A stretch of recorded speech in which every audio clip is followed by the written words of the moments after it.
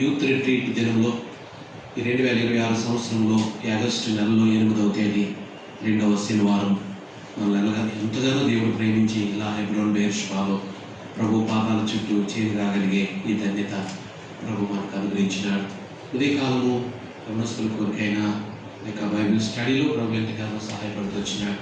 మరలా తిరిగి ఈ యొక్క ఆఫ్టర్నూన్ సెషన్లో కొద్ది సమయము మరి ఎన్నికలేని పనికిరాని నిష్ప్రయోజకుడిని, ఏమాత్రం ఏ అర్హత లేని వాడిని తన ఉచితమైన కృప చేత ఈ పాత్రను ఆయన ఎన్నుకొని బలపరిచి వాడుకుంటున్నందుకు మహిమ ఘనత ప్రభావములు ఆయన మాత్రమే వందనాలు. వచ్చిన మాట చదువుకుని ప్రార్థన చేసుకుందాం. అపోస్తలుడైన పౌలు గారు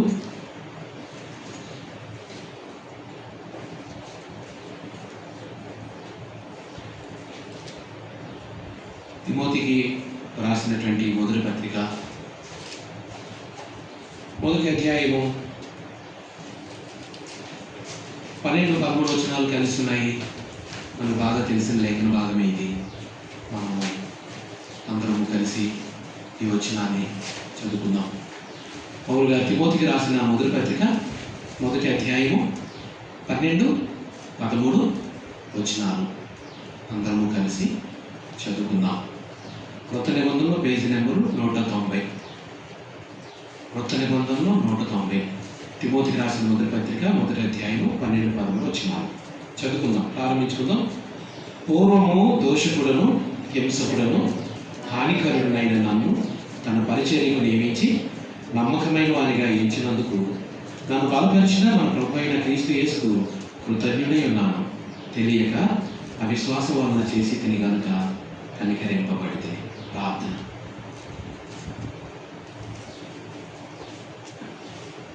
ప్రియమైన పరలోకమున్న మా తండ్రి, మిమ్మల్ని తండ్రి అని పిలవడానికి ఎన్నిక లేని నాకు ఈ అర్హత ఇచ్చారు. మీకు వందనాలు చెల్లిస్తున్నాను.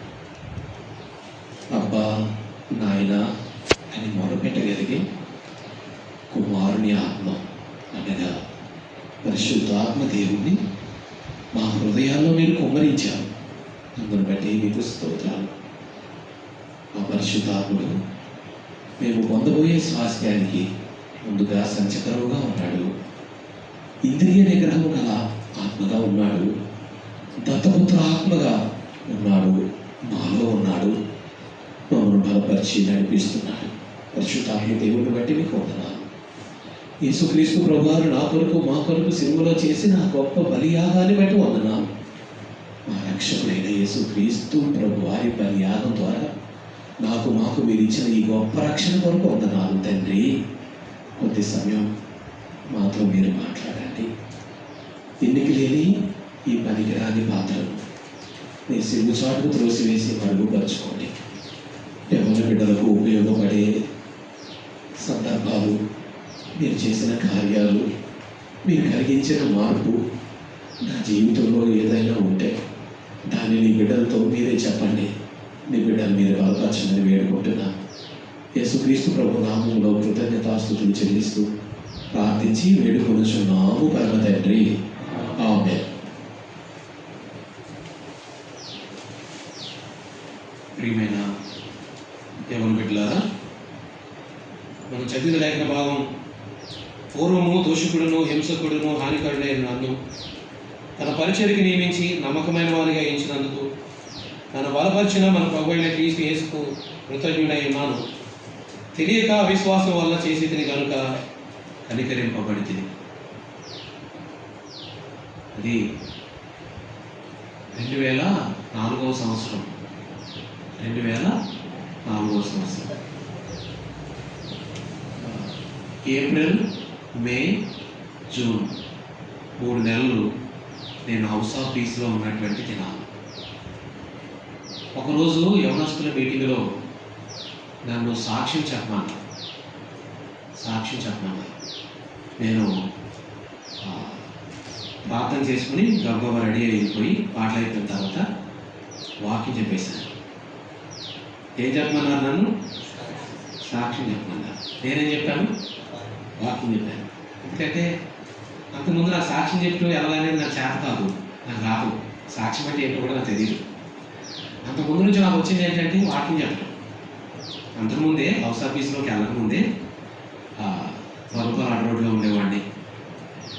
ఈ వంకవారిగూడెం, వంకనగూడెం, లంకానపల్లి ఈ ప్రాంతాలకి ముక్కలపాడులో జాన్ అనే ఒక ఆయన ఉండేవాడు. ఆయనతో పాటు పరిచయకి వెళ్తూ ఉండేవాడిని. అప్పట్లో మరి ఇప్పుడు అంకనగూడెంలో పరిచయం నాకు ఎక్కడ జరుగుతుందో తెలియదు, కానీ అప్పట్లో రెప్పకాయలో ఒక అక్క ఉండేది. అక్కడ ఇంటి దగ్గర అంకనగూడెంలో పరిచయం జరిగేది. లంకానపల్లిలో పేతురు గారి ఇంటి దగ్గర పరిచర్య జరుగుతూ ఉండేది అప్పుడు. ఇక వంకవారిగూడెంలో స్మరణ మందిరం, అప్పుడు అది నాటక మందిరం, అక్కడ పరిచర్య జరుగుతుండేది.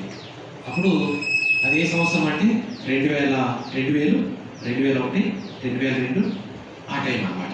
ఆ టైంలో ఇప్పుడు 2004లో హౌస్ ఆఫీస్లో ఉన్నప్పుడు నన్ను సాక్ష్యం చెప్పంటే నేను వాక్యం చెప్పాను. అంటే అంతకుముందు నాకు ఏమొచ్చు? వాక్యం చెప్పుకోవచ్చు, కానీ సాక్ష్యం చెప్పడం రాదు. కాబట్టి అక్కడ వాక్యం చెప్తే ఆ తర్వాత జయగారాన్ని నన్ను అన్నాడు, నేను సాక్ష్యం చెప్పంటే నువ్వు మెసేజ్ చెప్పిపోతావు అన్నాడు.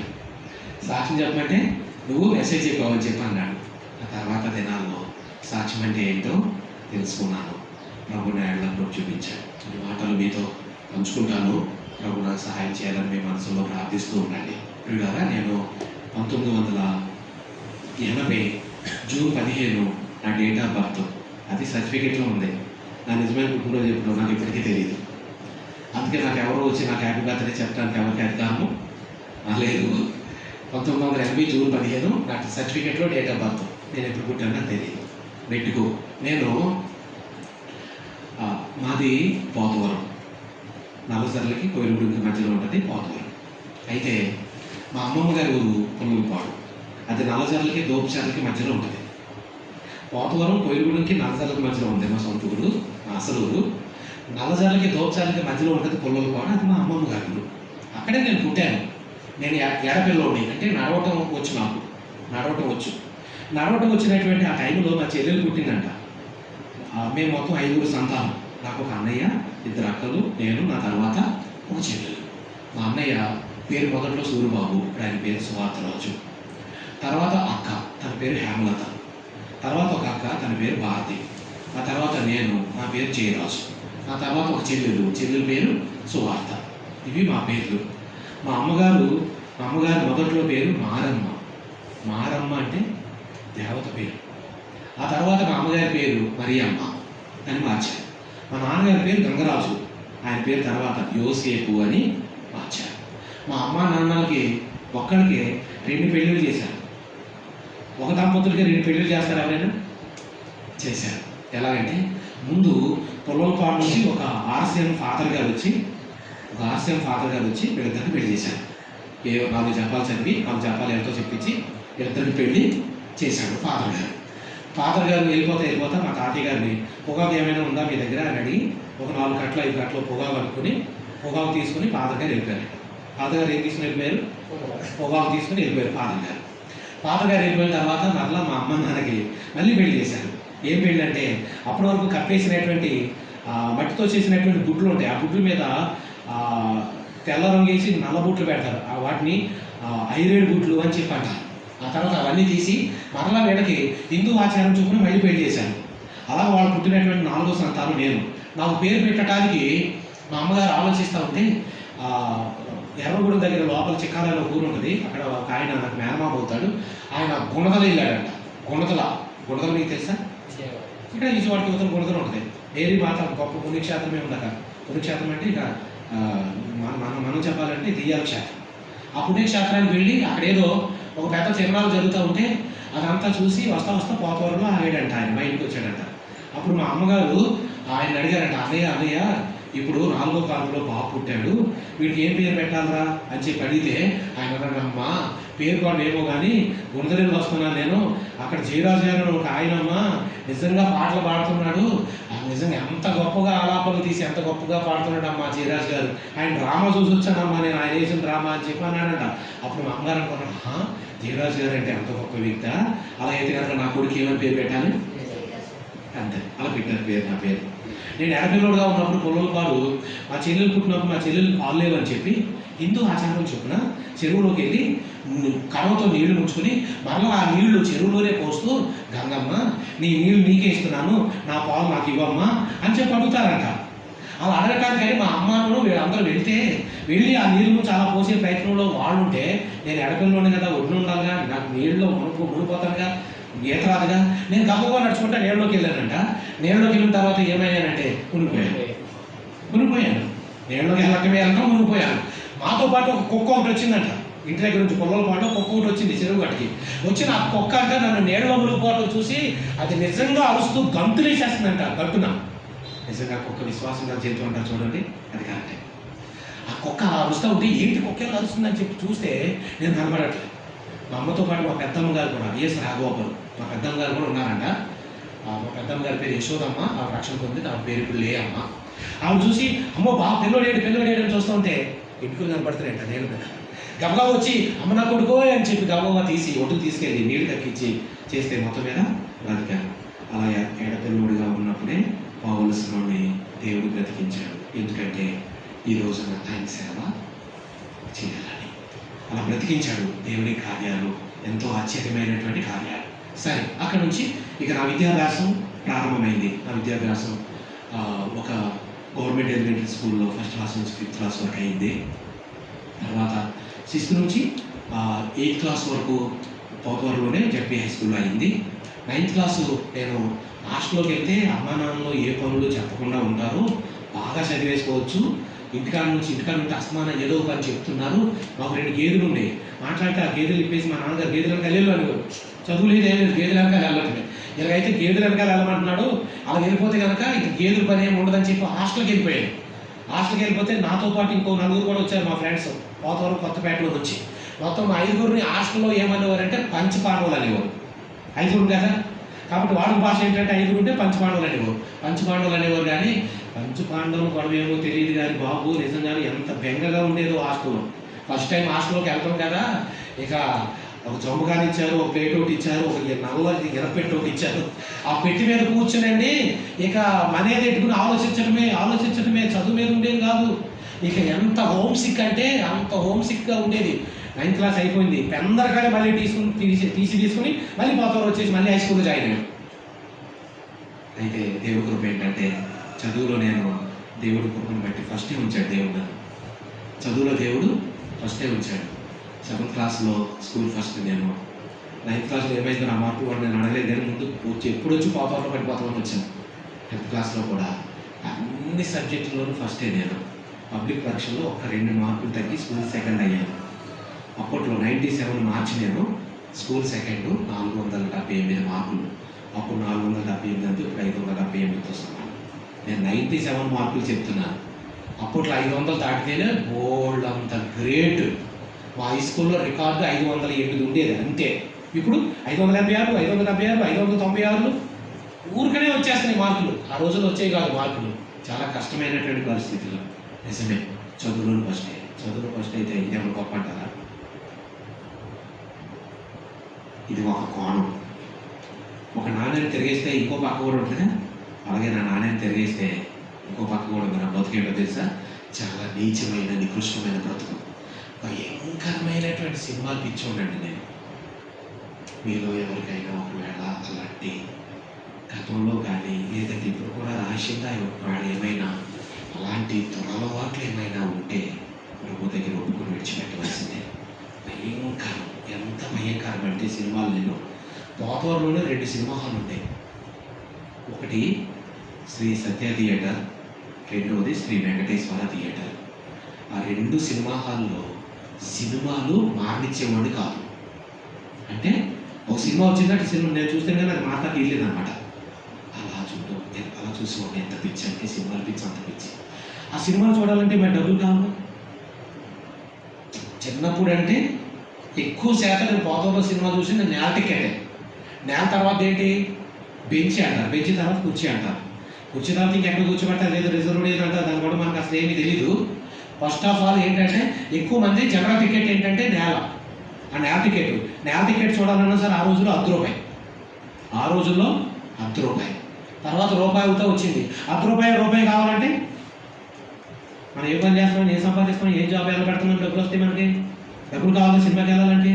కాబట్టి ఆటోమేటిక్గా ఇంట్లో డబ్బులు దొంగతనం చేయటం అలవాటైంది. అదే కొంత మీతో చెప్పాను నేను. ఇంట్లో నెమ్మదిగా డబ్బులు దొంగతనం చేయటం అలవాటైంది. మాకు అప్పుడు 2 గవడి గేదెలు ఉన్నాయని చెప్పాను కదా. ఒకటి జెర్సీ, ఇంకోటేమో మొర్రా జాతి గేదెలు పెద్దవి అన్నమాట. గవర్నమెంట్ లోన్లో ఇస్తే వాటిని మా నాన్నగారు చాలా కష్టపడి మేపుతుండేవారు. ఒక పక్కన మా నాన్నగారు రిక్షా తొక్కేవారు, ఇంకో పక్కన వ్యవసాయం చేసేవారు, ఇంకో పక్కన ఈ గేదెలు కూడా మేపేవారు అనమాట. ఇలా మా కుటుంబంలో పాడి సమృద్ధిగా ఉండేది, డబ్బులు సమృద్ధిగా ఉండేవి. చాలా ఒక సంవత్సరం వేరుశనగలు వేస్తే 100 బస్తాలు వేరుశనకాయలు పండేవి, 100 బస్తాలు ధాన్యం పండేది, నువ్వులు పండేవి. చాలా సమృద్ధిగా ఉండేది మా ఇంట్లో. మా అమ్మగారు పాలు అమ్మిన డబ్బులు, పెరుగు అమ్మిన డబ్బులు చిన్న చిన్న గ్లాసుల కింద, చిన్న చిన్న చెంబుల కింద పెట్టేవారు. మా అమ్మగారు మర్చిపోయేవారు. మా అమ్మగారికి ఆ రోజుల్లో పిట్స్ అని ఒక నరాల బలహీనత రోగం ఉండేది. అది వచ్చినప్పుడల్లా ఆమె వారం 10 రోజులు చచ్చి బతికినంత పని అయ్యేది. ఆమె డబ్బులు ఎక్కడెక్కడ పెట్టారో గుర్తుండేవి కాదు. ఆమె గుర్తు లేకపోవటమే మన కథలు. అర్థమైందా మీకు? ఆమె గుర్తు లేకపోవటమే మనకి అదును. ఆ గ్లాసుల కింద, చెంబుల కింద ఉన్నటువంటి ఆ రూపాయి 2 రూపాయలు దొంగతనం చేయటం, చిల్లర తిండి కొనుక్కుని తినటం, సినిమాలకి వెళ్ళటం. ఇదండి నీచమైన బ్రతుకు, నీచమైనటువంటి బ్రతుకు. రాను రాను రాను రాను అలాగా 10th క్లాస్ అయిపోయింది. 10th అయిన తర్వాత ఏపీఆర్జేసీ ఎంట్రన్స్ ఎగ్జామ్ రాస్తే అప్పట్లో ఆంధ్రప్రదేశ్ ఉమ్మడి రాష్ట్రం 7 ఏపీఆర్జేసీలు ఉన్నాయి. 7 ఉన్నాయి. నాగార్జున సాగర్, కర్నూలు, కొడిగనహల్లి, పుట్నూరు, యాడంపల్లి, రంపచోడవరము, మారేడుమిల్లి ఉంటుంది, చింతపల్లి విశాఖ డిస్టిక్. చింతపల్లి ఏపీఆర్జేసీలో నాకు బైపీసీ ఏపీఆర్జేసీ సీట్ వచ్చింది. 2 సంవత్సరాలు అక్కడ ఇంటర్మీడియట్ చెప్పాను. అక్కడ చిన్నప్పటి నుంచి నేను పెంతుకోస్తు సంఘాలు సంఘాలంటే కంతారుకులు, కేకలు ఆ పరిస్థితులు ఉంటాయి. ఇంకా అలాంటి పరిస్థితుల మధ్యలో నేను పెరుగుతూ వచ్చాను. ఇంటర్మీడియట్ చదివేటప్పుడు నాకు ఒక కొండకి యువతల పక్కన ఏపీఆర్జేసీ కాలేజ్ ఉంటే, కొండకి ఆ పక్కన జెహోషమ్మ ప్రార్థన మందిరం ఉంది. అక్కడ దైవజనులు మార్టిన్ గారి పెద్దబ్బాయి డేవిడ్ మార్టిన్ అన్న అప్పుడప్పుడు అక్కడికి వారం అక్కడికి ఆరాధనకి ఆయన పంపించేవారు పరిచయకి. ఏపీఆర్జేసీలో నాకు ఒక ఫ్రెండ్ ఉన్నాడు. వాడు ఎంపీసీ, నేను బైపీసీ. మిగిలిన ఆదివారాలు వేరే చర్చికి వెళ్ళేవాడిని. చింతపల్లి పక్కన అంతార్లు అనే ఊరు. కానీ ఒక్కొక్క ఆదివారం మాత్రం వీడు నన్ను కొంచెం బలవంతం చేసి ఎప్పుడో సహవాసాన్ని తీసుకుని వెళ్ళేవాడు. అలాగా ఎప్పుడో సహవాసం అలవాటైంది. సహవాసం అలవాటైతే మాత్రం ఉపయోగం ఏముంది? బ్రతుకు మారకపోతే. ఎప్పుడో సహవాసం అలవాటైపోతే పర్లోకి వెళ్ళిపోయినట్టేనా? బ్రతుకు మార్చుకోవాలిగా. బ్రతుకైతే మారలా. ఇక్కడ సినిమాలు చూసి వెళ్ళిన అలవాటేమో ఇక చింతపల్లి వెళ్తే అక్కడ ఏజెన్సీ ఏరియాలో ఎక్కువ తీర్థాలు, తిరణాలు ఎక్కువగా జరుగుతూ ఉంటాయి. చింతపల్లిలో జరిగేది, పక్కన అంతరంలో జరిగేది, పక్కన చౌడేపల్లి అని ఒకటి జరిగేది. లోతు గడ్డ, చిన్న గడ్డ, పెద్ద గడ్డ అని ఎక్కడికక్కడే తిరణాలు జరుగుతూ ఉంటే ఆ తిరణాల్లో సినిమాలు, రికార్డింగ్ డ్యాన్సులు. ఇక రాత్రులు పగలు కాలేజీ వెళ్ళటం, రాత్రిపూట నడిచి వెళ్ళిపోవటమే. 5-6 కిలోమీటర్లు అయినా సరే మన కుర్రోళ్ళు కదా, ఏం తెలిసేది కాదు. సినిమాలకి, రికార్డింగ్ డ్యాన్స్లు నడిచి వెళ్ళిపోవటమే, అవి చూసి రావటమే. అంత దౌర్భాగ్యమైనటువంటి బ్రతుకుతాము. చివరికి ఇంటర్మీడియట్ అయిపోయింది, వచ్చేసాను. ఎంసెట్ ఇంటర్మీడియట్ అయిన తర్వాత ఎంసెట్ రాశాను. అప్పట్లో నా ఎంసెట్ ర్యాంకు 12,000 ఒకసారి. డిగ్రీ ఫస్ట్ ఇయర్లో మరలా ఇంకోసారి రాసినప్పుడు 13,000 ఒకసారి, 12,000, 13,000. అప్పట్లో అప్లై చేసి ఉంటే ఎంసెట్ని ఆధారంగా చేసుకుని ఏదేదో వచ్చినాయేమో, కానీ దేవుని చిత్తమది కాదు. కాబట్టి కౌన్సిలింగ్ అప్లై చేయడానికి కానీ, కౌన్సిలింగ్కి అటెండ్ అవ్వడానికి కానీ దేవుడు అనుమతి ఇవ్వాలా. అలా దేవుడు ఆపేశాడు. ఆ తర్వాత చాలా లేట్ అయిన తర్వాత జంగారెడ్డి ప్రియదర్శిని డిగ్రీ కాలేజ్లో నేను డిగ్రీ జాయిన్ అయ్యాను. బైఎంసీ అంటే బయోకెమిస్ట్రీ, మైక్రోబయాలజీ, కెమిస్ట్రీ గ్రూప్ తీసుకుని డిగ్రీ జాయిన్ అయ్యాను. ఒక పక్కన డిగ్రీ చదువుతానున్నాను. జంగారెడ్డిగూడలో ప్రతి సినిమా హాల్ తెలుసు. జంగారెడ్డిగూడలో ప్రతి సినిమా హాల్ ఎలా తెలుసు తెలుసండి? ఎలా తెలుస్తుంది? ఎలాంటిమే ఒక పెద్ద నోట్స్, మీరు వాక్యాలు రాసుకోవడానికి ఒక నోట్స్ పెట్టుకున్నారు కదా, అలా నేను కూడా నోట్స్ ఒకటి పెట్టుకుని సినిమా హాల్ పేరు రాసుకుని వాటి ఎదురుకుండా ఏ సినిమా హాల్లో ఏ సినిమా చూసారో మొత్తాన్ని రాసుకుంటూ ఉండేవాడు. దౌర్భాగ్యమైనటువంటి బ్రతుకు, నా జీవితాన్ని అతలాకుతలం చేసి పారేసిన పాపం సినిమా. సినిమా అంటే ఏంటో తెలుసా? 3 అక్షరాలు ఉన్నాయి కదా సినిమాలో. సి అంటే ఏంటి? వినే ఉంటారు. సి అంటే సిగ్గులేనిది, సిగ్గులేనిది. డి అంటే నీతి లేనిది, నిజాయితీ లేనిది, లేదంటే నిజం కాదు, నిజం కాదు. మా అంటే మంచిది కాదు, మానవత్వం లేదు. మంచిది కాదు, మానవత్వం లేదు. కెమెరా ముందు స్టార్ట్ కెమెరా యాక్షన్ అనగానే ముఖానికి రంగు పూసుకున్న ఆయన గబ్బగా ఏడ్చేస్తాడు, లేదంటే గబ్బగా నవ్వుతాడు, లేదంటే గబ్బగా ఫైటింగ్ చేసినట్టు యాక్షన్ చేస్తాడు. పాట అంటే గబ్బగా డ్యాన్స్ చేసినట్టు యాక్షన్ చేస్తాడు. స్టాప్ అనగానే వెంటనే మానేసి నల్లి కూర్చుంటాడు కూర్చొని. ఇలా చేసినటువంటి చిన్న చిన్న ముక్కలన్నింటినీ కలిపి, ఇలా చేసిన చిన్న చిన్న ముక్కలన్నీ కలిపితే ఒక 2.5 గంటలు 3 గంటల సేపు ఏమవుద్ది? సినిమా అవుద్ది. సినిమా అంటే సిగ్గు లేదు, నిజం కాదు, మానవత్వం లేదు దాంట్లో. చెప్పండి ఒకసారి. ప్రకటనలో మాట ఉందండి, ప్రకటనలో మాట ఉంది. ఏమన్నా తెలుసా? అబద్ధమును ప్రేమించి జరిగించేవాడు వెలుపటే ఉంటాడు అని ఉంది. అబద్ధమును ప్రేమించి జరిగించేవాడు వెలుపటే ఉంటాడు అంటే పట్టణంలోకి వెళ్ళడు. పట్టణంలోకి వెళ్ళలేదు అంటే ఎక్కడికి వెళ్ళాలి? నరకానికే. 3వ స్థానం లేదు. పట్టణం లేదంటే నరకం, అంతే. 3వ స్థానం లేదు. పట్టణాలు బయట ప్రాకారం చుట్టూ తిరుగుతూ ఉంటారండి, కొలతలు వేస్తూ ఉంటారు, అంటే వేరే ప్లేస్ లేదేక. ఉంటే పట్టణంలో ఉండాలి, లేదంటే వెలుపడి చీకట్లో నరకానికి ఉండవలసిందే. అక్కడ ఏడుపు, పండ్లు కొరుకుతా, రొమ్ము కొట్టుకుంటా ఉంది. అబద్ధమును ప్రేమించి జరిగించడం అంటే ఏంటో తెలుసా?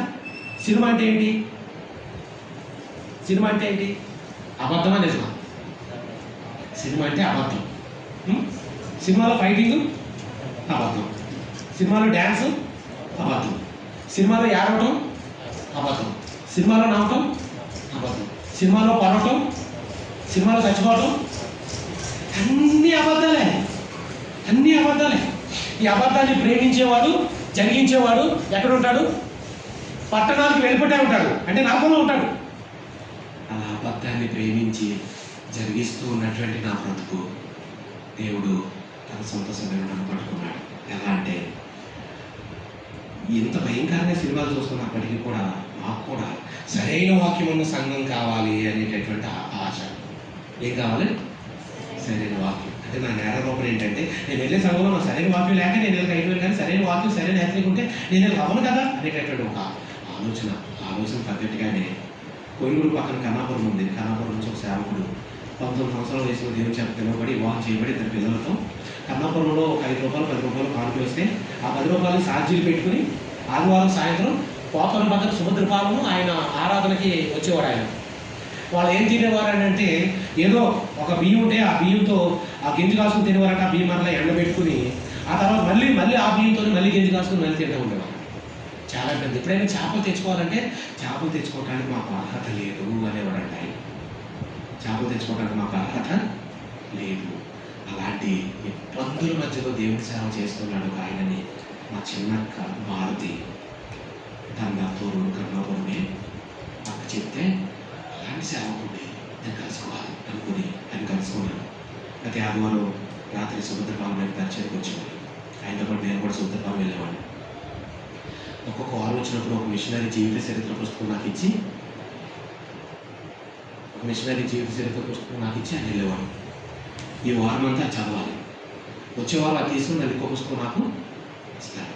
అలా కొన్ని మిషనరీల జీవిత చరిత్ర పుస్తకాలు, డేవిడ్ బ్రెయినార్డ్, విలియం కేరీ, వన్యా, C T Studd, Adoniram Judson, Bilquis Sheikh అంటే పాలసీకట్లో కాంతిరేఖ, తండ్రి అని పిలవడానికి సాహసించాను అనే ముస్లిం వనిత బిల్కి షేక్, అసలేం స్టీఫెన్ మసూద్, అసలేం కిల్జీ వాంజీ, ఇలాగా బలునక్కసి చెట్లలో వల్లి పద్మాలు, ఇలాంటి అనేకమైన పుస్తకాలు చదువుతూ ఉండగా నేను ఎంతో ఏడుస్తూ ఉండేవాడిని. నా బ్రతుకేంటి ఎలా ఉంది, వీళ్ళ జీవితాలేంటి ఎలా ఉన్నాయి. సిటీ స్టడ్ అని ఆయన మంచి క్రికెట్ ప్లేయర్, క్రికెట్ తప్పు అనేది తెలుసుకుని ఆయన క్రికెట్ ఆడటమే త్యాగం చేసి వదిలేశాడు. ఆయన మంచి మిషనరీ అయిపోయాడు. విలియం కేరీ తన సొంత దేశాన్ని విడిచిపెట్టి భారతదేశానికి వచ్చి భారతదేశం కొరకు తన జీవితాన్ని త్యాగం చేశాడు. తన కొడుకు చనిపోతే సమాధి చేయడానికి ఎవరో రాలే. తన కొడుకును తానే మోసుకెళ్ళి సమాధి చేసుకున్నాడు. కొన్ని రకాల నక్కలు, కొన్ని జంతువులు, వాళ్ళు మనుషులు తినేసి కొన్ని జాతి ప్రజలు వచ్చి ఆ బిడ్డను తవ్వుకుని తినేస్తారేమో చెప్పి రాత్రంతా ఆ సమాధి దగ్గర కాపలా కాశాడంట విలియం కేరీ. ఈ లోపల తన భార్యకు మెంటలు వచ్చేసి ఎంతగానో ఇబ్బందికరమైన పరిస్థితి అయిపోయింది. తను అప్పటికే తర్జుమా చేసి జాగ్రత్తగా దాచిపెట్టి ఉంచినటువంటి తర్జుమా చేసి పెట్టిన బైబిల్ ప్రతులన్నీ కాల్ చేశారు. అయినా మానలే. మళ్ళీ తర్జుమా చేసి మరలా ప్రయాసపడటానికి ఆరంభించాడు. ఎన్నో భాషలు భారతదేశానికి వచ్చి నేర్చుకుని దేవుని కొరకు సేవ చేశాడు. వలురకస్ చెట్లలో వలి పద్మాలని వాళ్ళ జీవితాలు చదువుతూ ఉంటే వాళ్ళు పడిన హింసలు, బాధలు, కష్టాలు నిజంగా ఎంత భయంకరమైనవో రిచర్డ్ వరుణ్ బ్రాండ్ అనేటటువంటి ఒక వ్యక్తి జీవితం చదివినప్పుడైతే ఒక కుక్కను పెట్టేటటువంటి ఒక బోన్ లాంటి దాంట్లో అన్ని పెట్టారంట. పడుకోవటానికి లేదు, కాళ్ళు చాపుకోవటానికి లేదు, అందులో అలా ముడుచుకుని ఉండాలి. ఎంతసేపు ఉంటామండి మనం? అలాంటి దాంట్లో ఉన్నాడంట ఆయన. ఆ రిచర్డ్ వరుణ్ బ్రాండ్ గారికి దెబ్బ తగలని ప్లేస్ లేదంట, విరుగని ఎముక లేదంట. అలా పుట్టారు. క్రూరైన కమ్యూనిస్టు సైనికులు అలా పుట్టారు ఆయన్ని. ఇంకొక బాధాకరమైన విషయం చెప్పన, ఒకరోజైతే ఒక ఆదివారం దినాలైతే ఒక మనుషుని మలం తెచ్చి ఇదే నీ ప్రభు శరీరం తినరా, ఒక మనుషుని యూరిన్ తెచ్చి ఇదే నీ ప్రభు రక్తం రాబోడించారట. అంత భయంకరమైనటువంటి హింసలు, శ్రమలు అనుభవించిన భక్తుల జీవితాలు చదువుతుంటే కళ్ళంలో నీళ్లు కారుతూనే ఉంటాయి. నేను పాపంలోనే ఉన్నాను, ఇంకా నా పాపంలోనే బ్రతుకుతున్నాను. సినిమా చూసి సినిమా హీరోలు ఎలా ఉన్నారో అలా ఉండాలనేటటువంటి ఆలోచన వస్తుంది. చూడండి, ఎక్కువ సినిమా చూసే వాళ్ళకి వాళ్ళ ఫేవరెట్ హీరో ఎవరైతే ఉన్నారో ఆ ఫేవరెట్ హీరో లాగా హెయిర్ స్టైల్, ఆ ఫేవరెట్ హీరో లాగా డ్రెస్అప్ చేసుకోవాలి, అలా ఉండాలి, అలా నడవాలి, అలా నవ్వాలి అనేటటువంటి ఆలోచనలు తలపులు వస్తూ ఉంటాయి. ఉదాహరణ చూడండి, పవన్ కళ్యాణ్ ఫ్యాన్స్ ఉన్నారనుకోండి, ఆయన నవ్వునట్టు ఒక్కరిగా నవ్వాలని, ఆయనలాగా డైలాగ్ వేయాలని, ఆయనలాగా సటైరిక్గా మాట్లాడాలని అని అనిపిస్తూ ఉంటుంది. మన ఫేవరెట్ హీరోలు కాబట్టి అలా ఉంటారు. రకరకాలైనటువంటి మనస్తత్వాలు ఉంటాయి. కాబట్టి కూడా అలాగే ఉండేది. అక్కడితో సరిపోయిందా? హీరోకి ఎవరు కావాలి? హీరోయిన్ కావాలి. ఆ తర్వాత సినిమాల పిచ్చి కాస్త ప్రేమ పిచ్చిలోకి తీసుకెళ్ళింది. లవ్ అఫేర్స్ ఎంత దౌర్భాగ్యం. అందుకే చెప్పాను, దోషకుణ్ణి, హింసకుణ్ణి, హానికరుణ్ణి, చెడిపోయినోడిని. ఇంకా నా గురించే చదవాలంటే కనుక వాక్యం పేతురు గారు రాసిన 2వ పత్రికలో ఉంది. కుక్క తన వాంతికి తిరిగినట్టు, కడుగుబడిన పంది బురదలో తొలుటకు మళ్ళినట్టు అన్నట్టు క్రైస్తవుడే. కానీ నా బ్రతుకేమి సరిలేని బ్రతుకు, చెడిపోయిన బ్రతుకు. వాక్యం చదువుతాను. మీటింగ్కి వెళ్తే అందరికంటే ముందు నేనే బైబిల్ తీసి వాక్యం చదవాలి. తెలుసా మీకు? మీటింగ్కి వెళ్తే అందరికంటే ముందు నేనే బైబిల్ తీస్తాను, అందరికంటే ముందు నేనే బైబిల్ చదువుతాను. అలాంటి మైక్ తీసుకుంటే 2-3 పాటలు పాడితే కానీ మళ్ళీ మౌత్ ఇచ్చేవాడు కాదు వెనక్కి. ఎందుకో సంఘాలు మౌత్ ఇచ్చేస్తారు. ప్రార్థన చేసి పాస్ గారు స్తుతి పాట పాడి మైక్ ఇచ్చేస్తారు కిందకి. ఇలా బ్రదర్స్ పాడి, అలా సిస్టర్స్ పాడి, అలా అందరూ పాడి 20-30 పాటలు పాడితే కానీ వాక్యానికి ఎవరు అలా పాడి 9:30-10 దాకా పాడి వారు ఒక అరగంట వాక్యం చెప్పి అక్కడితో ముగిస్తారనమాట. అలా ఉండేది, అలాంటి పరిస్థితులు. అలాగా పాటలు పాడటం మామూలే, వాక్యం చదవటం మామూలే, సినిమాలు, ఈ లవ్ అఫేర్స్ కూడా మామూలే. అలాంటి బ్రతుకు. కానీ అలాంటి జీవితాన్ని నా ప్రభు విడిచిపెట్టలేదు కదా. దేవుడికి స్తోత్రం. నా బ్రతుకును అలా ఆయన త్రోసేయలేదు, విడిచిపెట్టలేదు, దర్శించాడు, సంధించాడు. తన ఉన్నతమైన సేవ కొరకు నన్ను ఆయన పిలిచాడు. ఆ మిషనరీ జీవిత చరిత్రలు చదివే రోజుల్లోనే నేను సేవ చేయాలి అనేటటువంటి తీర్మానంతో బ్రతుకుతూ వచ్చాను. తీర్మానమే. సినిమాలు వదలలే. తీర్మానమే. సినిమాలే. అలాగే బ్రతుకుతూ వచ్చాను. 2000 ఫిబ్రవరి 4వ తేదీ ఒక LEF, లేమెన్స్ ఎవాంజలికల్ ఫెలోషిప్ అనే దానికి సంబంధించిన దాంట్లో నుంచి సపరేట్ అయి వచ్చిన ఇండివిజువల్గా సేవ చేసుకునేటువంటి ఒక సహవాసం. అదేంటంటే prayer fellowship with Jesus, PFJ, యేసుతో ప్రార్థన సహవాసం అనే దాంట్లో పెప్పరం. తాడిపల్లి నుంచి భీమవరం వెళ్తుంటే పెప్పర అనే ఒక గ్రామం ఉంటుంది. అక్కడ 2000 ఫిబ్రవరి 4న బాప్తిస్మలో సాక్షి ఇవ్వడం అయింది. సేవ కొరకు తీర్మానము అంతకుముందే జరుగుతూ వచ్చింది. ఆ తర్వాత ఏమైందంటే ఇంకా ఇక్కడ తర్వాత డిగ్రీ కంటిన్యూ చేస్తూ వచ్చాను కదా. ఆ రోజుల్లోనే పూర్వపాలన రోడ్లో హెబ్రోన్ సహవాసం పరిచయం, హెబ్రోన్ ప్రాంతం మందిరం, సీమోన్ అన్నవాళ్ళు ఉండేవారు అక్కడ. అన్నోళ్ళ ఇంటి దగ్గర ప్రతి మంగళవారం శుక్రవారం అన్నోళ్ళ ఇంటి దగ్గరే ఉండేవాడిని నేను. ఆదివారం ఉంటే అటు రోడ్డు, లేదంటే వంకవారం అంకారంలో లంకాపల్లి ఇటు పంపించబడతా ఉండేవాడిని అనమాట పరిచయకి. జాన్ పాల్ అని దేవుని పిల్లలు సేవ చేశాడు. ఉప్పులపాటు జాన్ అంటారు ఆయన మొదట్లో. ఆయనతో పాటు పరిచయకి జకరీని పంపిస్తూ ఉండేవారు. అలా పరిచయం కొరకు పంపించబడుతూ ఉండేవాడిని, పరిచయంలో కొనసాగుతూ ఉండేవాడిని. ఆ తర్వాత పోతవరంలో కూడా హెబ్రోన్ సహవాసం ఉంది అనే మాట విని ఎక్కడో మందిరం అని చెప్పి వెతుకుంటూ వెళ్ళాను. అప్పుడే నాకు పరిచయం అయింది 2001లోనో 2002లోనో సియోను ప్రార్థన మందిరం. అప్పటికే నేను సేవ సమర్పించుకున్నాను. అక్కడ ఉన్నటువంటి బిడ్డలు అప్పటికే ఒక 5-6 సంవత్సరాల నుంచి సేవ జరుగుతుందన్న పరిచర్య.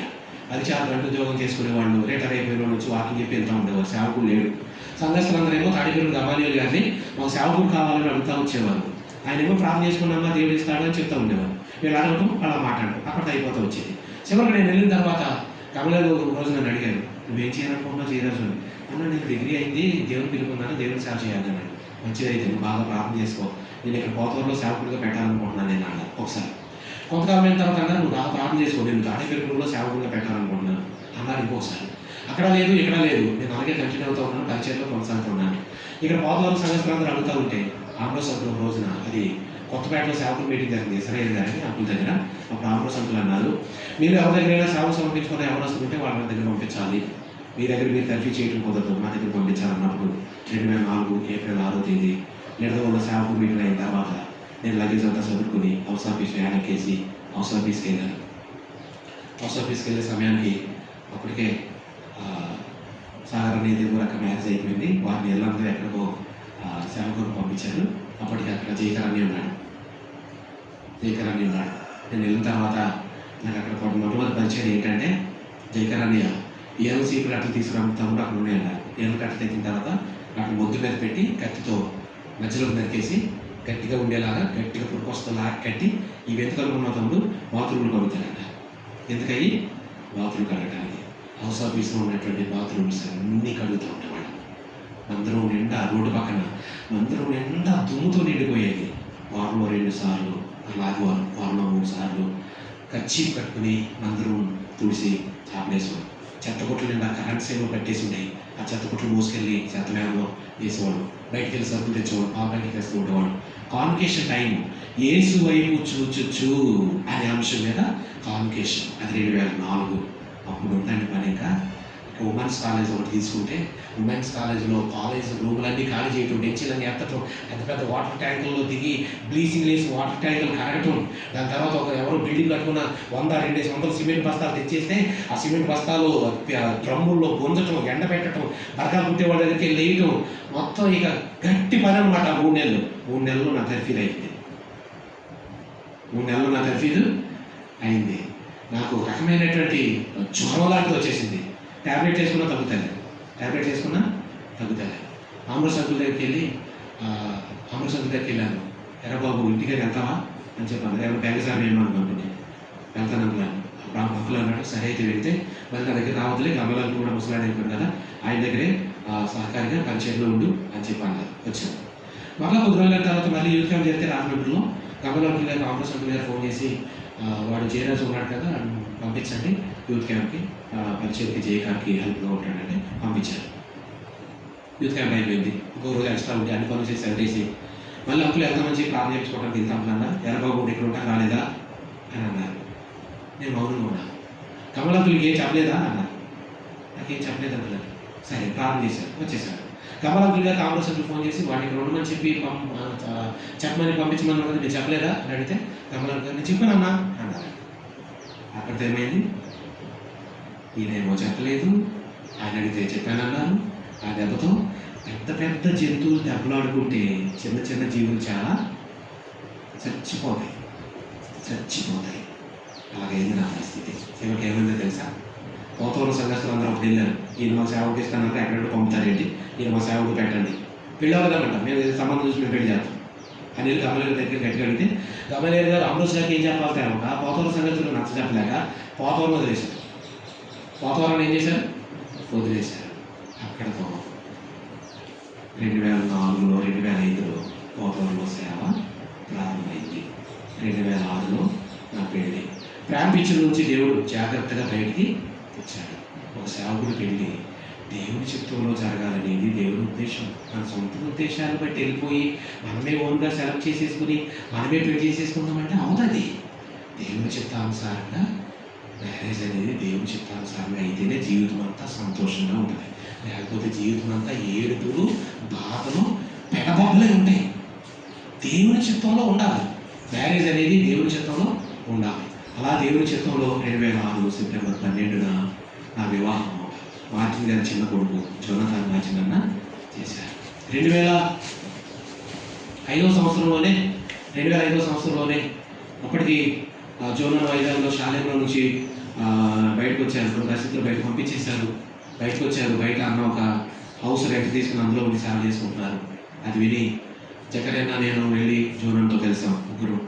ఆ తర్వాత ఇంకొక సేవకుడు, అలా ఒక 10 మంది వరకు సేవకులు అయ్యి వంశాలతో వచ్చాం. 2005 నుంచి 2006లో నా మ్యారేజ్ అయింది. 2007లో పెద్ద బాబు ఓబేద్ పుట్టాడు. 2009లో చిన్న బాబు డానియల్ పుట్టాడు.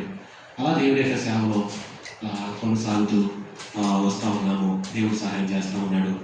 దేవుని యొక్క కృప అలా కూడా దేవుని యొక్క చిత్తంలో నడుచుకుంటూ ముందుకు వెళ్తూ ఉన్నాం. ఈ మధ్యలో సేవలో అనేకమైనటువంటి ఒడిదుడుకులు. ఏంటి పరిస్థితులు అంటే, పోతవరం మందిరానికి చౌదరీస్లో నుంచి ఒక ఆంటీ గారి మందిరానికి స్థలం ఇచ్చారు, గిఫ్ట్గా ఇచ్చారు. మార్టిన్ గారి పేరు మీద రిజిస్ట్రేషన్ చేసేసారు 1996లో.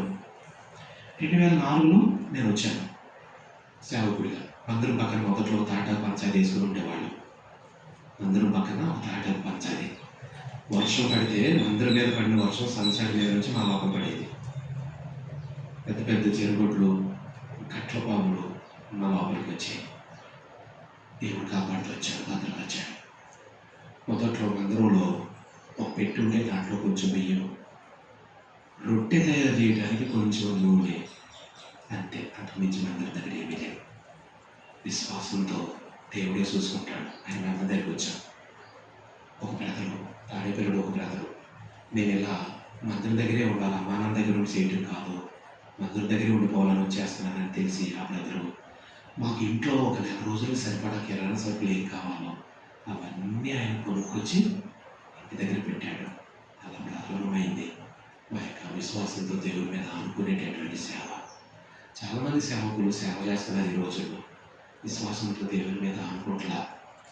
ఎక్కడికి వెళ్తే ఎవరేమి ఇస్తారు, ఎక్కడికి వెళ్తే ఏ డబ్బు కలిసి వస్తాయి, ఎక్కడికి వెళ్తే ఎవరో 500 ఇస్తారు, ఎక్కడికి వెళ్తే ఎవరేం పెడతారు, అక్కడేమిస్తారు, ఇక్కడేమిస్తారు, ఈ వెంపర్లాంటే సరిపోతుంది. సేవ ఉంటలే, సంఘాలు ఉండట్లే, పరిచర్య ఉండట్లే. కానీ విశ్వాసంతో దేవుని మీద అనుకోవడం నేర్పించాడు దేవుడు. మంచి సేవకులతో సహవాసం ఇచ్చాడు. తన కృప చొప్పున, ప్రేమ చొప్పున బలపరుస్తూ వచ్చాడు. మా ప్రతి అక్కర దేవుడితోనే చెప్పుకోవడం నేర్పించాడు. ప్రతి అక్కర కొరకు దేవుడి మీద అనుకోవడం నేర్పించాడు. నేను ఒక్కడు ఉంటే నా అవసరాలు దేవుడు తీర్చాడు. నా భార్య వస్తే మా 2 అవసరాలు తీర్చాడు. మా పెద్ద బాబు వస్తే 3 అవసరాలు తీర్చాడు. రెండో బాబు వస్తే 4 అవసరాలు తీర్చాడు. ఆ పిల్లల్ని చదివించడానికి కూడా ప్రభువే సహాయం చేస్తూ వచ్చాడు. వాళ్ళు కూడా 5 వరకు పోతూరులో చిన్న ఇంగ్లీష్ మీడియం స్కూల్, 6 నుంచి 10th వరకు జెడ్పీ హై స్కూల్.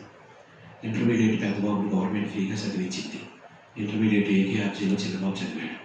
ఇప్పుడు పెద్ద బాబు ఒక ఎంట్రన్స్ ఎగ్జామ్ రాస్తే వాడికి ఢిల్లీలో సౌత్ ఏషియన్ యూనివర్సిటీ అని అక్కడ సీట్ వచ్చింది. ఇప్పుడు బీటెక్ సెకండ్ ఇయర్లో ఉన్నాడు. చిన్నవాడు ఇంటర్మీడియట్ అయింది ఎంపీసీ, మొన్న ఎంసెట్ రాశాడు. ఏదో ఒక ఇంజనీరింగ్ కాలేజీలో సీట్ అవుతుందని కౌన్సిలింగ్ వెబ్ ఆప్షన్స్ పెట్టుకుని చూస్తున్నాడు. రేపు సీట్ అలాట్మెంట్ రిజల్ట్ వస్తుంది. డానియల్ కొరకు ప్రార్థన చేయండి. ఓబేద్ ఢిల్లీలో చదువుతున్నాడు. అక్కడ వాతావరణం ఢిల్లీలో బాగా చలి ఎక్కువ, ఎండలు కూడా బాగా ఎక్కువ. సీజన్ మారినప్పుడు వాడు కొంత ఇబ్బంది పడుతున్నాడు. ముక్కులో కొంచెం సున్నితంగా ఉండే చర్మం పగిలి ముక్కులో నుంచి బయటపడటం, అలాగే కళ్ళు బాగా స్ట్రెస్ గురైనప్పుడు కంట్లో నరాలు కొంచెం బరస్ట్ అయ్యి కంట్లో అలాగ బ్లడ్ వస్తుంది, ఎర్రగా వస్తుంది బ్లడ్. మరలా ఒక వారం రోజులు అయిన తర్వాత నెమ్మదిగా మరలా అబ్జర్వ్ అవుతుంది. అలాంటి ఇబ్బంది. ఓబేద్ ఆరోగ్యం కొరకు ప్రార్థన చేయండి. డానియల్ చదువు కొరకు ప్రార్థన చేయండి. ఇక రెప్కాక మందిరానికి స్థలం ఇచ్చిన వాళ్ళే. ఆ రోజుల్లో దేవుడి కంటే ఇస్తే వేరే రూపంలో ఏదైనా ఇవ్వాల్సింది. 10 సెంట్లు స్థలం ఇచ్చేసావు, అది 10 లక్షల రూపాయల ఆస్తి. వాడు ఎవడో పేటలో ఊడొచ్చి అక్కడ నుండి అనుభవించడం ఏంటి, వాడు అక్కడి నుంచి అనబడతావా లేదని మందిరానికి స్థలం ఇచ్చిన ఆంటీ గారు అల్లుడే, అన్యుడు, ధనవంతుడు, అన్యుడు, ఆమె అల్లుడు. ఆమె మనసును నానా రకాలుగా ఇబ్బంది పెట్టి ఆమెను మాకు విరోధిగా మార్చేశాడు. నా మీద పోలీస్ కేసు పెట్టారు. పోలీస్ స్టేషన్లో ఏదో నేరం చేసిన వాళ్ళకి వెళ్ళి ఎస్ఐ గారి ముందు, ఆ యొక్క హెడ్ కానిస్టేబుల్ గారి ముందు, రైటర్ గారి ముందు నిలబడ్డాను. పోలీస్ కేసు దేవుడు నిర్వీర్యం చేశాడు. ఊర్లో గ్రామ సర్పంచ్ దగ్గర తగ్గు పెట్టారు. ఏ నేరమో చేసిన వాళ్ళు పెట్టినట్టు తగ్గు పెట్టారు. కానీ దేవుడు తగులో కూడా దేవుడే విసిపించాడు. ఈ రోజు వరకు ప్రభు సహాయం చేస్తున్నాడు. ఆ టెన్షన్ మధ్యలో ఒత్తిడి గురైపోయి అక్క షుగర్ పేషెంట్ అయిపోయింది. ఇప్పటికి ఆమె దగ్గర 14 సంవత్సరాల నుంచి షుగర్ పేషెంట్. షుగర్ పేషెంట్తో సరిపోలే, మళ్ళా మధ్యకాలం ఆమె టీవీ అటాక్ అయింది. ఒక దగ్గర సంవత్సరం కాలం గుంజు వదిలిపెట్టింది టీవీ. చాలా ఇబ్బంది అయిపోయింది పరిస్థితులు. ఆమె టీవీ ఇబ్బంది పడుతున్నప్పుడు మరి ఇంట్లో పనులను ఎవరు చేస్తారు? పిల్లలు, మగ పిల్లలు చేస్తారా పనులు? మగ పిల్లలు చేస్తున్నారు. ఇంట్లో పనులు చేస్తారా? వేరు. ఇంట్లో పనులు మగ పిల్లలు చేస్తున్నారా? చేయరు. ఇంట్లో పనులను చేసేది ఎవరు? నేనే. మొత్తం ఏ టు జెడ్, ఆ పని ఈ పని లేదు, మొత్తం పనులన్నీ, ఇంట్లో పనులన్నీ చేసుకునేది నేనే. దేవుడు టీవీ నుంచి స్వస్థపరిచాడు. ఆ మధ్యకాలంలో వీపు మీద లైపోమా అని ఒక కొవ్వు గడ్డలాగా వచ్చింది. అది ఇన్ఫెక్షన్ అయిపోయి లోపల సీమ్ పట్టేసి ఇబ్బంది అయింది. దానికి ఆపరేషన్ చేయించాం. 26 రోజులు దానికి డ్రెస్సింగ్లు చేయటం, నానా తిప్పలైంది. అది తగ్గుతుంది అనుకునే లోపల అక్కకి చక్కగా చేసిన తిప్పతో ఇంజక్షన్ అసెప్టిక్ అయిపోయి 3 అంగుళాలకు కూడా అయిపోయింది. దాంతో 4 రోజులు నానా తిప్పలు పడ్డాం. తిప్పలే ఆశీర్వాదాలే. తన సేవకుడిని ఆదుకుని దేవుడు ఈ రోజు వరకు మా చెయ్యి విడిచిపెట్టలే. నమ్మదగిన దేవుడు. ఆయన మనం నమ్మకం ఉంటే ఆయన కూడా మన విషయంలో నమ్మకంగానే ఉంటాడు. ముందు ఆయనకు మనం నమ్మకంగా ఉన్నామో లేదో చూసుకోవాలి. అంతే. దేవుడు తన కృపను బట్టి సహాయం చేస్తున్నాడు. ఈ రోజు వరకు నడిపించాడు. ముందుకు పోతవరం శివుని ప్రార్థన మందిరం, దానికి అనుబంధంగా పోతలేడి పాలము, ప్రకాశరావు పాలము, అలాగే సుభద్ర పాలెం, జగనన్న కాలనీ, ఈ ప్రాంతాల్లో చిన్న పరిచయాలు జరుగుతున్నాయి. ఇళ్ళ దగ్గరే, అక్కడేం స్థలాలు లేవు, మందిరాలు కట్టలేదు, ఇళ్ళ దగ్గరే జరుగుతున్నాయి. ఆ పరిచయాలని ప్రభు దీవించాలని, మమ్మల్ని మరింతగా ప్రభు బలపరిచి ఆయన సేవలో వాడుకోవాలని మా కొరకు, మా కుటుంబం కొరకు ప్రార్థన చేయండి. ఈ చిన్న సాక్ష్యం మన ఇంట్లో ప్రభు దీవించును కాక. ఆమేన్.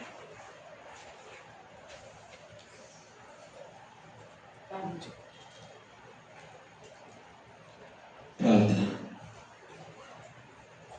ప్రేమ కలిగిన మా తండ్రి, ఎన్నికలేని వాడిని, పనికిరాని వాడిని నిష్కరించుకొని ప్రభు, ధూళిని, తుమ్మును, బూడిదని నేను నీ కృప లేకపోతే నేనేమైపోదును. 2021 కరోనాలో 5 రోజులు వెంటిలేటర్ మీద విజయవాడలో ఆక్సిజన్ బెడ్ మీద ఉన్న నా పరిస్థితి మళ్ళీ బ్రతికించావు. చిన్ననాడు బ్రతికించావు, మళ్ళీ బ్రతికించావు. ఇలా ఈరోజు ఈ అమర బిడ్డల మధ్య ఎలా నిలబడాలనేది మీ ఉద్దేశమైంది. మీ వందనాలు నాయన. మీకు ఏమిచ్చి మీరు రుణం తీర్చుకోగలను? నా జీవితంలో మీరు చేసిన కార్యాలు మీ బిడ్డలతో పంచుకోగలను. ఈ యవన బిడ్డల జీవితాల్లో ఆ తలంపులు, ఆ మాటలు మీరుగా చేయవా ప్రభు? మీ కనికరం మీ బిడ్డల పైన చూపించు తండ్రి. మీ కృపల హస్తాలకు నేను అప్పగించుకుంటున్నాను. దయ చూపించండి. మరొకసారి విద్యాసాగర్ నేను, దెబోరాకను, మోనేలీనాకను, అక్క ఇంట ఉంటున్న బిడ్డలు, గ్లోరీ అక్కను, క్రిసోరేను, జాషువాను, ఆహారం, మోషల్ని ప్రభు ఈ బిడ్డలందరినీ దయగల హస్తాలు పెడతాడు. హెబ్రోన్ బెర్షెబా ఈ ఆత్మీయ ఇంటిలో మిమ్మల్ని ఆరాధించ వస్తున్న ప్రజలందరినీ మీకు హస్తాలు పెడతాడు. అనుబంధంగా ఆయా స్థలాల్లో ప్రయాసపడుతున్నారు. రేపు ఆదివారం వివిధ స్థలాల్లో పరిచయం ఉంది. మళ్ళా రేపు రాత్రికి అంకరములో కృతజ్ఞత కూడి కంటున్నారు. మీ బిడ్డలు బలపరచుకోండి. ఎక్కువసేపు ఆటోలో కూర్చుంటే అక్కడికి విపరీతంగా కాళ్ళు వాపులు వస్తున్నాయి. చాలా ఇబ్బంది. అయినా మీ సేవలు కొనసాగుతున్నారు. మీరే బలపరిచి నడిపించుకోండి ప్రభు. అన్నయ్య కూడా జ్వరంతో బాధపడుతున్నాడు. పరిపూర్ణంగా తాకి స్వస్థపరచండి. ఈ సేవకునికి మంచి ఆరోగ్యం ఇవ్వండి. ఇమానియల్ చదువులో సహాయం చేయండి. తగిన సమయంలో సేవల్లో తల్లిదండ్రులకి ఉపయోగపడాలి. మీకు మహిమ తెచ్చి బిడ్డగా ఉండాలి. దయ చూపండి. ఈరోజు యవన బిడ్డల హృదయాల్లోకి ఏ మాటలైతే ఇంజెక్ట్ చేయబడ్డాయో ఆ మాటలన్నీ ఆ బిడ్డలు ఆలోచించుకొని అర్థం చేసుకొని అనువర్తింపజేసుకొని మీకు మహిమ తెచ్చే బిడ్డలవ్వాలి. యవనస్తులారా, మీరు బలవంతులు. దేవుని వాక్యం మీ అందరి నిలిచుచున్నది. మీరు దుష్టుని జయించున్నారు. అవును, యవన కాలంలో పుట్టిన కుమారుడు భగవంతుని చేతిలో బాణములు వంటివారు. ఈ బిడ్డని బలపరచండి. మీ కనికరం ఈ బిడ్డల పైన చూపండి. యేసుక్రీస్తు ప్రభు నామములో కృతజ్ఞతాస్తుతిని చెల్లిస్తూ ప్రార్థించి స్తుతించి బ్రతిమలాడి వేడుకొనుచున్నాము పరమ తండ్రి. ఆమేన్.